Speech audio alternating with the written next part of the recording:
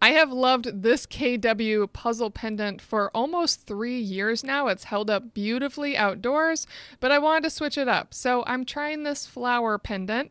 It wasn't too bad to put together, minus this cylinder. This cylinder took me some time to wrap together and stick together, and in the end it was never perfect, but it didn't really matter because once you start adding on the petals, it holds it all together beautifully. Now, I put in the petals first. You really should put in the central hook that the light bulb will hang on, but I wasn't sure how I was going to hang it yet, so I hadn't put that in.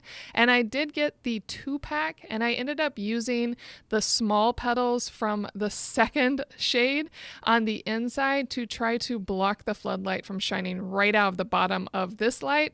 That part worked beautifully, and at the moment here, you're going to see what I'm talking about. This is where I start adding in those interior pieces.